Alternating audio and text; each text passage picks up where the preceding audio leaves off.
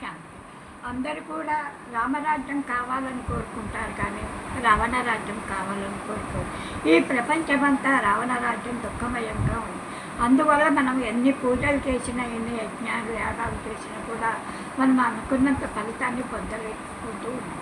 కాబట్టి పరమాత్మ చెప్తున్నాడు, రావణాసుడు అంటే అందరికీ కూడా చికాకు. ఆయన అంటే ఒక లాంటి ఇది ఉంటుంది. రాముడిని చూసి అందరూ నమస్కరించబోతాయి. కాబట్టి రావణాసుడిని ప్రతి సంవత్సరం కూడా కాల్చి దహనం చేస్తూ ఉంటారు.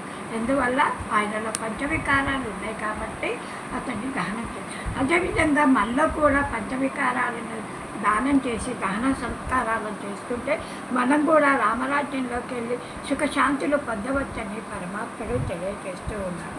రావణుడికి 10 తలలు ఉన్నట్టుగా చూపిస్తారు, కానీ అతనికి ఉన్నది ఒకే తల, ఒకే చెడు. కానీ ఈ స్త్రీలో కానీ పురుషులో కానీ ఈ 5 వికారాలు కామ, క్రోధ, లోభ, మోహ, అహంకారం, ఈర్ష, ద్వేష, అసూయ, పగ, చేయ, ఈ 10 కూడా 10 తలలు ఉన్నట్టుగా 10 చేతులు చూపిస్తూ ఉంటారు. కాబట్టి ఇవన్నీ కూడా మనం తొలగించుకుంటే స్వయం పరమాత్మని తోడుగా మన ఇల్లైన పరంధామానికి చేరుకోవచ్చు.